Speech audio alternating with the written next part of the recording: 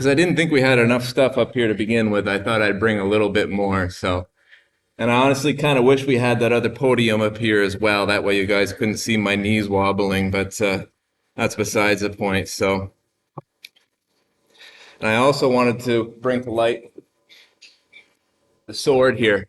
VBS Friday afternoon, Mr. Bruce was saying his piece, and he had the sword, and it really brought a whole level of authority to what he had to say. So the kids were just they were mesmerized, and he was swinging that sword around, and it was wonderful. I'll put it down though, because a little distracting. So when Dan asked me if I'd like to speak, obviously I'm hesitant. This isn't my favorite thing to do. But I knew in an instant what it was that I wanted to talk about. And the trouble was I didn't know how to put it into words. I didn't know how to relay it. So recently I've been, listening to podcasts and listening to sermons and reading books. And a lot of these have to do with the fact that men, and Christian men in particular, and this isn't exclusive to men either, though I don't want to lead you down that, but we're failing in our leadership. We're failing in the roles that we're supposed to have, and society as a whole is suffering because of it. So, needless to say, I've felt compelled. The Holy Spirit has drawn me down this path to up my game as a Christian and as a father and as a husband, a man, as a church member, and a citizen of America, as well as a citizen of heaven. Not that I'm doing a whole lot about it necessarily. I don't want to,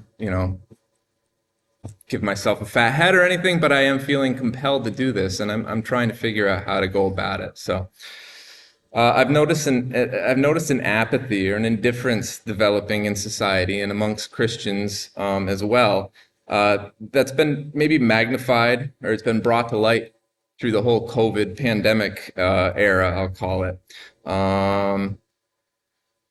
For lack of a better term, I'll call it laziness. This laziness isn't something that's been relegated to society as a whole. No, it's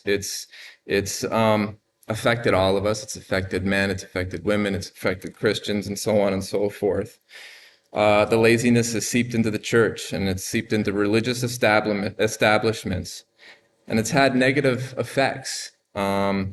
We see society slipping. We see churches closing their doors. We see churches having difficulty finding pastors. We see churches just not reaching people. We see people losing interest, so on and so forth. I know this is not a new phenomenon. We've seen it happen over and over again. We can read throughout the Old Testament, instances of this where the Israelites lose interest in God and slip away, and society suffers the consequences of that.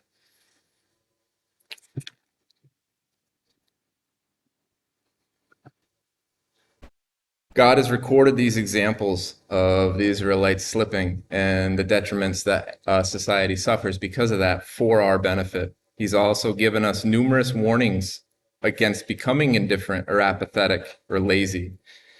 But still, we grow comfortable and confident and ultimately indifferent, not only to God, but also God's hope for humanity. Which brings me to my props here. You can see here a couple of different houses. Maybe you can read them, maybe you can't, but we've got Satan's house here on the left, my left, and God's house here on the right. And we can see a fence, and we can see a sign laying out parking. So these are going to serve as a couple of metaphors to help me get a point across. First, let's look at God's house on one side. You can notice, if you can see it, the narrow gate here in this fence. The only way to get into this house is through that narrow gate, and that's by walking hand in hand with the house's inhabitant, and that's with Jesus. You need to acknowledge your need for him and accept him and allow him to walk you through that gate into God's house. Now, the other house belongs to Satan. It also belonged to the world. Notice the sign over here that says parking. It's supposed to have lights flashing on it, but apparently the battery died on the travel over. Satan's house isn't hard to find, and there's plenty of parking. You can get here many ways. You can drive yourself to Satan's house. You can catch a ride to Satan's house. You can even ride the bus, and I'm told that there's a lot of buses with a lot of different drivers headed in this direction. And this is no joking matter, and I'm not so much interested in looking at the two houses. What I'm interested at looking at is what's in between the two houses. And that's the fence. And the fence is used to separate the property lines. The problem with this fence is that one of the two property owners on the adjoining two properties must own this fence. The fence must be on one side of the line or the other. To display this, I had a rental property over in New York, and I had a neighbor who lived beside the rental property. And mind you, this rental property wasn't the Taj Mahal. It was kind of low-income housing, and some of the people that lived in this property were of nefarious character. And the people who lived in the home were a young family. And I had a conversation with this gentleman that lived in the house, and he wanted to put up a fence. And we were debating where the property line was so that he could make sure the fence was on his side of the property. The fence doesn't go in the middle of the two properties because that's not really, the line. So anyway, we figured out where the property line was, and he put up that fence. And he put that fence up to keep those from my building to enter onto his. Similarly, I had on the other side of that same rental property, I had another neighbor. And this neighbor was, it was a bar with bar-like patrons and with perhaps more questionable character than my tenants had. And they also had higher blood alcohol levels, but usually. So anyway, I had a fence that I had put up on that side of the property line. And along with the fence, I had put up a hedgerow as well. My family was living in this apartment building when we put the fence up, and I didn't want there to be that temptation from the bar on myself and my family. We put the hedgerow up so you couldn't even look over that fence, or that was the intent. Anyway, the bar owner debated me where this fence was. He thought it was on his property line. Well, I had the records to prove that it was not. And the reason he wanted to know whether or not it was on his property line is because he wanted to move his parking over. He needed more parking in his parking lot. His patrons were overfilling his parking lot, and he wanted to move that fence over a little bit more so he had more room for his patrons.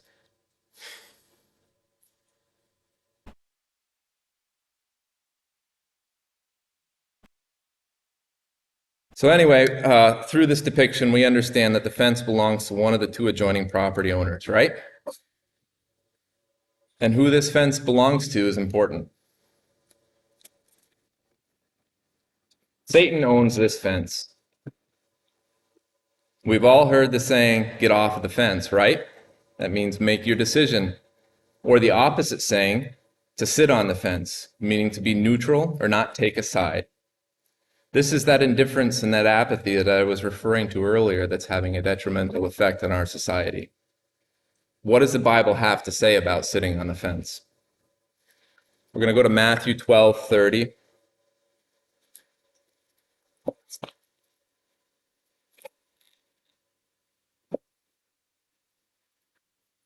Whoever is not with me is against me, and whoever does not gather with me scatters. We've got two sides of the fence laid out here. There's no room for neutrality. You can't sit on that fence. What's being said here is that if you are sitting on that fence, then you're showing interest in what's on the other side. And if you're showing interest on what's on the other side, what are you really invested in? Are you really invested in what's on God's side, or are you invested in what's on the other side, on the Satan side, on the world's side? So whose side of the fence are you interested in? And it goes further to state that if you're participating in the debauchery that's on the other side of the fence, then you're scattering. You're not working for God's kingdom. You're working for Satan's kingdom. You're working for the world. You're showing interest in that. You're perpetuating that sinful nature that's on the other side of that fence, and you're not gathering or you're not bringing people to saving knowledge of Christ. The world sees you looking at over that fence, and they take notice of it. They don't see you living on God's side, and they take notice of it. Cheapens our faith. It cheapens this side of the property. We can read the very same words from Matthew 12:30 and Luke 11:23.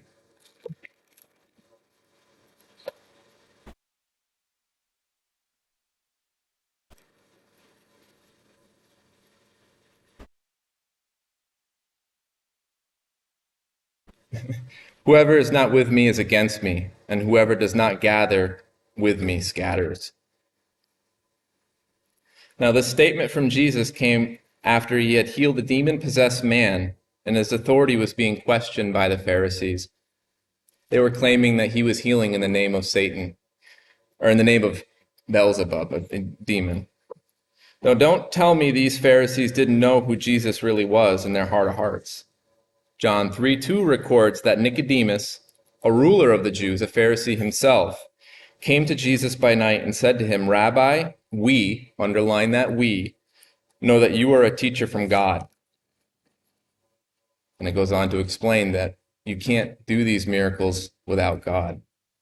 So Nicodemus, a ruler, a Pharisee himself, is referencing the fact that we, his fellow Pharisees, know this about him. So I believe the Pharisees knew he was the Christ, but would rather straddle this fence than jump one side or the other. They weren't willing to choose the right side of the fence because they were unwilling to risk losing their power, losing their prestige, losing their possession, and ultimately their purpose. They had a purpose, and if Christ was the Christ, that purpose would be no more. They eventually did choose one side of the fence or the other, and we know how that went. But at this point, they were straddling it. Next, we can go to Luke 16:13.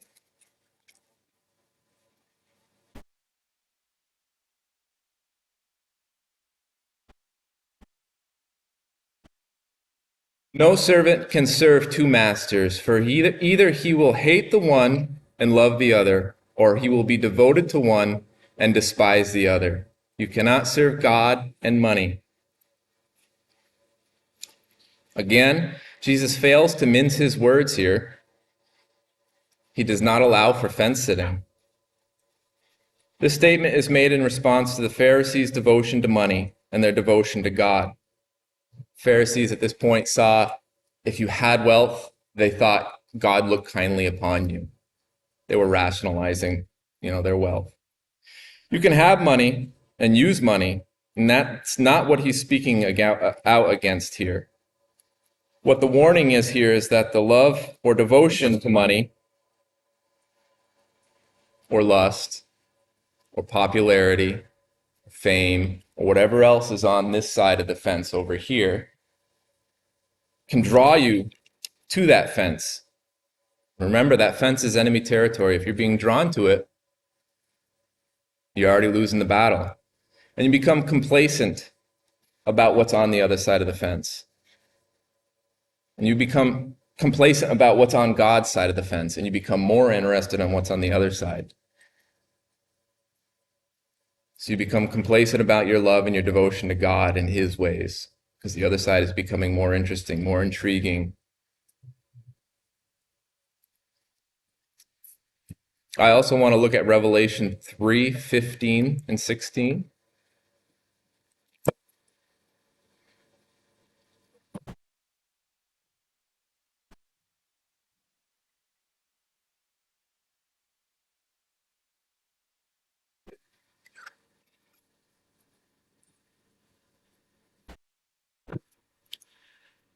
I know your works. You are neither cold nor hot. would that you were either cold or hot. So because you are lukewarm and neither hot nor cold, I will spit you out of my mouth. So the church and I'm going to pronounce this wrong because I correct it every time by my kids, but it doesn't settle in. This church in Laodicea has gotten on the fence. So this church in Laodicea began through the ministry of Epaphras, who in Colossians 1:7 we learn is a beloved follower, a beloved fellow servant, and a faithful minister of Christ. He's a student of Paul's. So this church must have gotten off at one point on the right foot. They had a good leader, and there is a church of God here, otherwise it wouldn't be referenced. So I assume that at one point they must have gotten off the fence in favor of God. But when things started to go their way in a worldly manner, as they did through trade and commerce, their attention and devotion started to wane.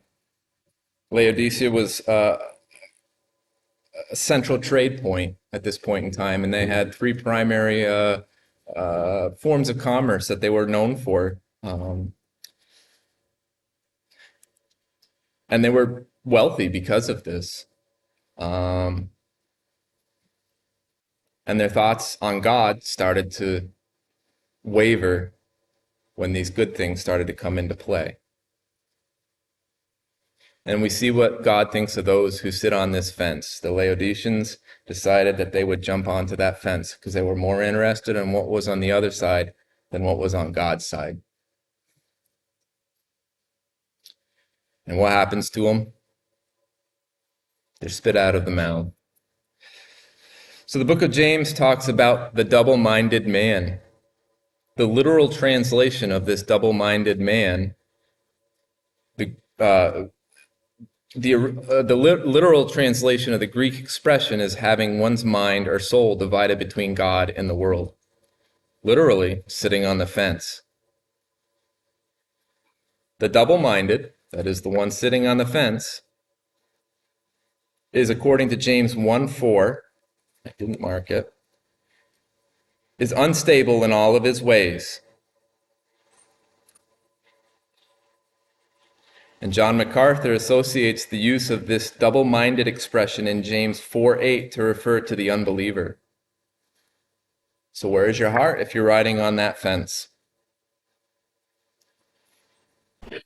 In the teen Sunday school, we've been studying Ezra. And we're learning about the exiles and their return from Babylonian captivity and their return to faith in God. They were getting right with God. They'd spent 70 years in captivity. They were captured because they failed to do right by God. They didn't follow his precepts and his design for their living. And the Babylonians captured them, brought them into exile. After they were freed through the decree of Cyrus, they chose to try to get right with God through proper worship and following his precepts and his rules that he put in place for them. They were putting him first. And they had grand intentions of rebuilding God's temple that was destroyed. But these returning exiles had challenges in accomplishing this task. There weren't a lot of them. Their numbers were small. They didn't have the same amount of capital as Solomon in the building of the original temple. They just didn't have as much money. They didn't have as many resources. They were just coming back from exile. They didn't have a lot. And they had just moved back to the land after 70 years of being in exile. So their homes were in disarray, their fields were in disarray, their crops were in disarray, their professions were in disarray. But when these exiles returned, they put their heart to God, and they made their priority worshiping him correctly, and they made one of those priorities rebuilding his house, the temple. There were outsiders living in this land that the exiles returned to as well. They were gone for 70 years. Outsiders came in. It was good land. They decided they were going to take habitants of it. And there were also some of the Israelites who were left behind, those who were maybe poor or um, didn't have a whole lot to offer the Babylonians that captured them. So they were left behind, and they intermarried with these outsiders that were moving into the land, and through their intermarriage and whatnot, the land was, repopulated by these outsiders. Well, for these outsiders, God brought in lions, and the lions were eating the outsiders. Um, they saw this as a problem. These outsiders that were being eaten by the lions, it's not a good thing. It's not good for society to get eaten by lions. How can you prosper when the lions are eating the folks? So the leaders of this land at this point decided that they would bring one of the Jewish priests back from Babylon, and that this Jewish priest could teach these outsiders, who later became known as the Samaritans, how to properly worship God. So the Jewish priest came back and he started to teach these people how to worship God. And they did, to some extent. They made sacrifices. They worshiped God because they didn't want to get eaten by lions. That was their motivation, to worship God. Because through doing so, they noticed the lions weren't eating them. So, but they continued also to worship their foreign gods simultaneously. They were busy sitting on the fence. They kind of liked what was on this side of the fence, their worship and proper worship of God and their proper sacrifices to God. But they also liked what's on the other side of the fence with their old gods.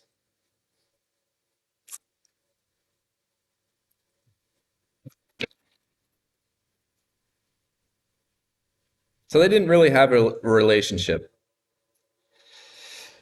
Anyway, once the exiles had returned and they were attempting to rebuild their temple and their sad state of affairs with their lack of resources and lack of hands, these outsiders offered to help.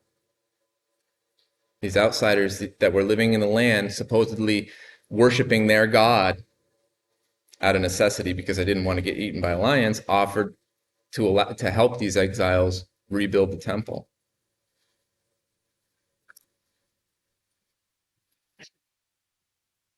Now, the exiles could easily have accepted this help, and who knows, maybe their temple would have been completed sooner. Maybe it could have been grander.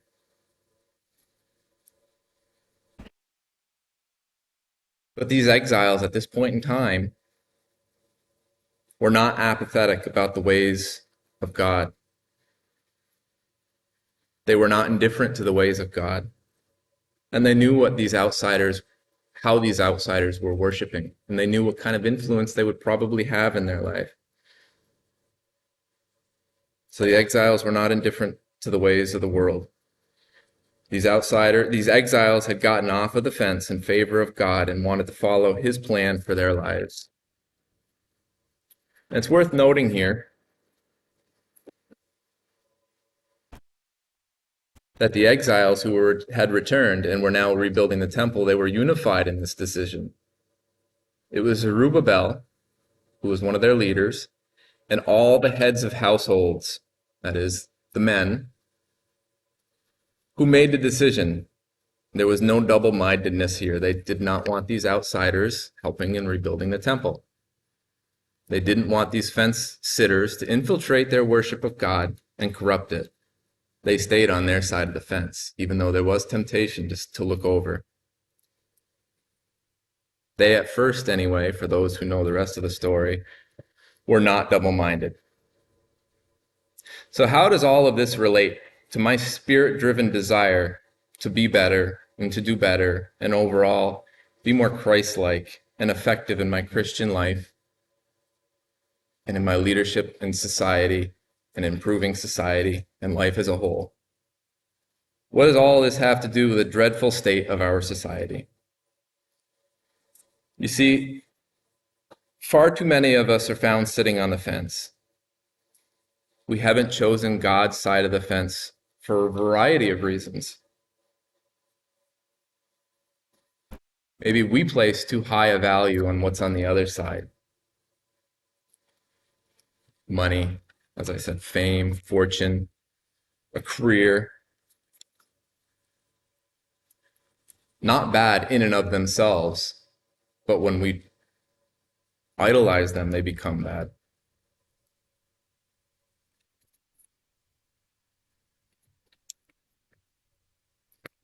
We compromise and we rationalize things, behaviors, and activities as the Pharisees did with the money. Maybe we lack the courage needed to jump that fence for God. After all, we may lose our friends if we jump on God's side of the fence. We may lose our family. It may have an effect on our reputation, according to the world. We may no longer be liked by all. It could have an effect on our career if we jump on God's side of the fence. Do we lack faith in His promises for our life when we get off of that fence? Are we trusting God when we're sitting on the fence, or if we don't get off onto His side of that fence? Are our physical needs going to be met? Maybe we stay on that fence in the name of tolerance. We tolerate the things and the thoughts of the world or Satan, even if they're contrary to God's word, because we don't want to make a stand. We don't want to make waves after all. God is love. And through our tolerance, the window shifts. Sin gets a hold and it spreads and it worsens. And the fence line shifts, as the bar next door tried to do with my fence line. We're indifferent and we're apathetic to God and to His word and His design. And this affects our lives and our families' lives and our communities' lives and our society. We fail to act as citizens of heaven and participate in the rights and responsibilities of that citizenship. And by not following God's design, that is our responsibilities of this citizenship, we have responsibilities if we're true citizens of heaven, then consequences occur and hardships result.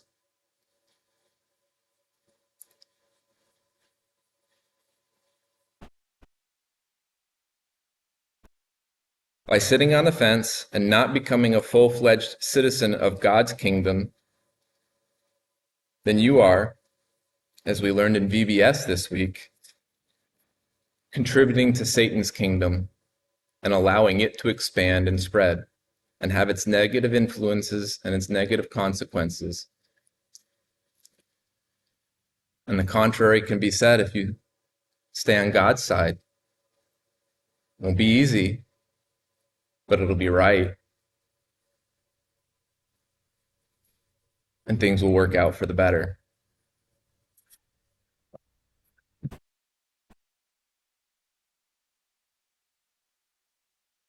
So what kind of effect does it have when you jump the fence in favor of God, in favor of Christ? What kind of effect does Christ have in our lives when we choose to follow Him? Is that we become less self-interested and more community-oriented, more people-focused, less self-focused. And we start to concern ourselves more with others and their well-being. And we can see this through the apostles. Prior to their calling, prior to their ministry, prior to Christ, they were more or less a bunch of fishermen living a subsistence life. I don't think the Bible is really clear on how self-interested they were, but we can see through their ministry how they definitely seemed to spread their wings in caring for others after Christ stepped into their lives. They had previously been interested in providing for themselves, maybe their family. Maybe they were slightly involved in their local community. One never knows. The Bible doesn't really speak a lot about it. But once Christ came into the picture, they became more interested in the salvation of others and the betterment of others. You can see how this would have a positive impact on the state of their society.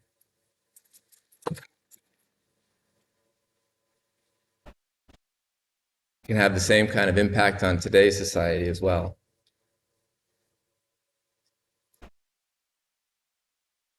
In today's time, the Pew Research.org, whatever the organization is that does their gathering of information, records that highly religious, that is the Christian and Jewish, they're kind of lumped together here, the highly religious are 5 times more likely to volunteer than the non-religious.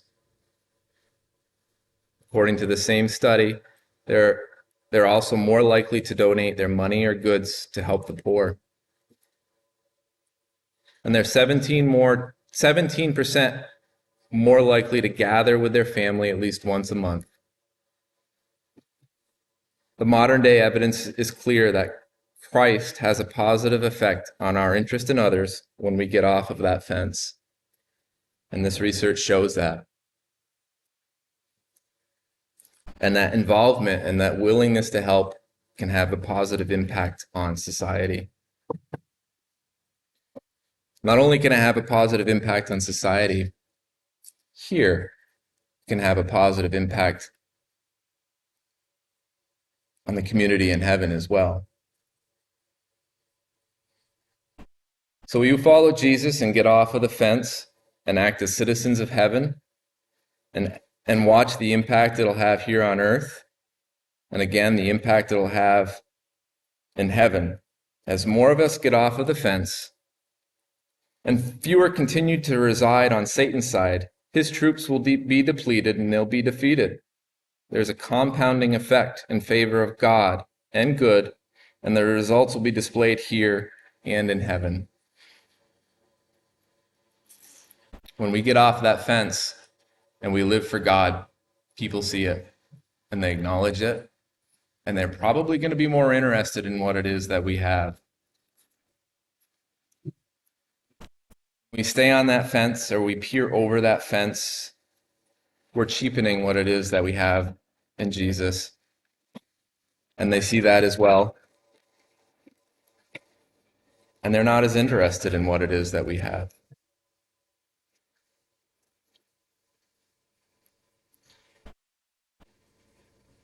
A little word from C.S. Lewis in his preface for From the Great Divorce about this attempt at rationalizing sitting on this fence and not choosing one side or the other, because there's a danger in sitting on that fence. So this is from the preface, and he's referencing his understanding of a book called The Marriage of Heaven and Hell.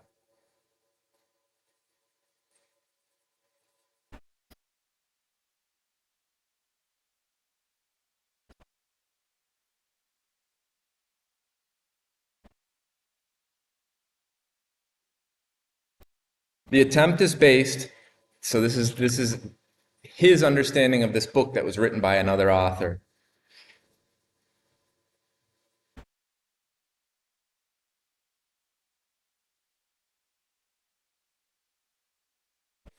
In some sense or other, the attempt to make that marriage is perennial. The attempt is based on the belief that reality never presents us with an absolutely unavoidable either or, that granted skill and patience and time enough, some way of embracing both alternatives can always be found, that mere development or adjustment or refinement will somehow turn evil into good without our being called on for a final and total rejection of anything we should like to retain.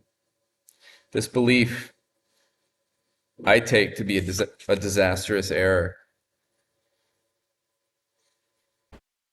If we accept heaven, we shall not be able to retain even the smallest and most intimate souvenirs of hell.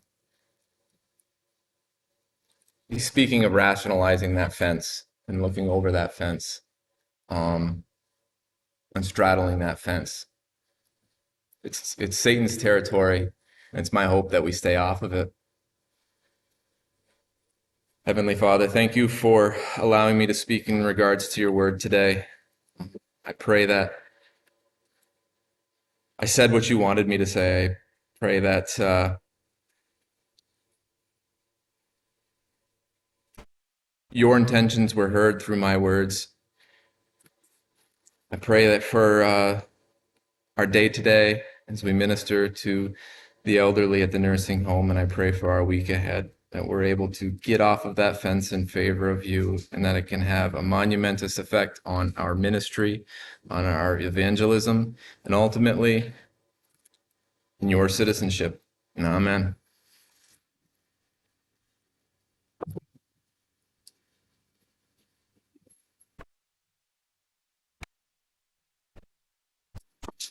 Thank you, Ian. Maybe you've been there on the fence, or maybe you've just recently, spiritual things or the things of God have piqued your attention a little bit. Or maybe it's been a long time. Maybe you're a kid here and always heard the gospel, but kind of haven't really taken that step. Again, let me read from the Sermon on the Mount, where Jesus says, "Enter the narrow gate," this narrow fence that he talked about. "For the gate is wide and the way is easy that leads to destruction, and those who enter it by it are many. For the gate is narrow and is hard that leads to life, but few there be that find it." He's drawing his sermon to a close, and he's saying it's time to make a decision. It's time to make a decision for Christ.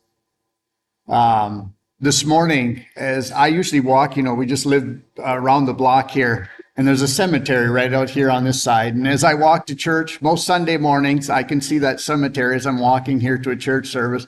And the thought that always enters my mind was what a preacher used to preach that I used to hear as a kid. He'd always say that a preacher ought to preach as a dying man to dying men. Men and women, realizing it. In other words, I'm mortal, and who I'm preaching to today are also in the process of dying. And so the things that we talk about are vitally important. Normally I walk past that cemetery and think of death and think one day it's going to be me. I don't think of it in any morbid way. I just say, God, make my life count, because I know that's what's ahead for me. And there's only one shot at life. I got one shot. And God, I want it to count for you. And so as you're thinking of that, this morning as I was coming to this sidewalk right here, there's a dead body this time on the sidewalk. Not somebody in the cemetery, but freshly passed away this morning while taking a walk, bumped his head, and they're lying there dead. And then people around him, and I came, and somebody must have said, here comes a minister. So they said, hey, could you say something here? Could you pray for them or give last rites or whatever you do? And I said, okay, I'll take the whatever you do part. And anyway, but it's sobering when you face death. And there's somebody on the pavement, the undertaker's there already to put him in a zip bag and take him out. And I thought of that, we're all headed that way. Sooner or later, that's our end. But the question is, and the question that I think Ian was bringing to us, which side are you going to choose? Your way or God's way? Satan's way or God's way? Joshua in the Old Testament, just briefly, let me just read this for you quickly. Joshua, he's about at the end of his life, and he led these people of Israel. And he gets to 24th chapter and 14th verse. Now, therefore, fear the Lord your God and serve him in sincerity and in faithfulness. Put away the gods of your fathers served beyond the river in Egypt and serve the Lord. He's bringing them all right, guys, you've worshiped other gods. Ian talked about it today. You had the gods of the past that you served. Maybe it was money. Whatever you're living for, whatever's top of your list is who your God is. If it's money, if it's a career, whatever, it can be many things, but whatever you put at the top, if it's not God, that's your idol. That's your God. and it's not the Lord. But maybe as of late, your interests in spiritual things have been piqued a little bit. Can I just say that today is the day of salvation? He comes to this text as we're reading here. He says, put away the gods. And then he says this, and if it is evil in your eyes to serve the Lord, if you think it's evil to serve the Lord, choose this day whom you will serve, whether the gods that your fathers served in the region beyond the river, or the gods of the Amorites in whose land you dwell. But as for me and my house, we're going to serve the Lord. He's making no doubt. He says, I'm not on the fence. And as far as my family, we're not going to be on the fence. So choose this day. And maybe that's what Ian is getting the point across to you at the end here. Choose this day whom you will serve. Because one day it's going to be you and me in that grave. And then it's too late. I couldn't help that man laying there dead. He's gone. But I can help those that are still alive, standing around that dead body, and point them to Jesus Christ, the only Savior from sin. And so if you're sitting on the fence today, I heard this story too a long time ago about this chauffeur, this rich lady who said, I want the best chauffeur. And so she put an advertisement in the paper, and finally these guys showed up, a bunch of chauffeurs showed up, and she's asking them questions, and she's saying, well, listen, if we drove to the edge of a cliff like this, how close do you think you can get to that edge without going over it? One chauffeur who really bragged about his skills, he says, ma'am, he says, I can take you within a foot of that edge cliff and we won't fall off. So he thinks he's pretty good. And another guy says, I can do better than that. I can leave the front hood part over the cliff and have the tire just barely on, but we'll be safe. I'm that good. And the third driver said, ma'am, he says, I won't go near that edge. She said, you're the new chauffeur. I won't go near that fence. Why? It leads to destruction. And so I'm so glad today, Ian, for bringing that to our attention. Maybe there's somebody here who's been on the fence. The devil owns it. Choose this day. If you're not serving, you say, I'm kind of in the middle. I'm not really for God, but I'm not against him. Ian read it. If you're not for me, you're against me. You're either for Christ or you're against him. I can say this about my life since I gave my life to Christ, and I have no regrets. And as Bill Ryan, who used to go to this church and was saved as a lineman here at CVPS in St. Albans, when he came to Christ, and God called him to the mission field, and he went to Honduras with his wife, and now they live in Arizona, but he served God. But he always said this, God can do me no wrong. God's a good God. Don't let the devil lie to you and say, oh man, you have to give up so many good things. Listen, no good thing will he withhold from those that walk uprightly. God's a good God. You think you care for your children? Bruce, I know you do. You lead them in the ways of God. You teach them the truth. It shows me you have a heart for your kids. Don't you think God in heaven, who's a perfect Father, wants only what's best for you?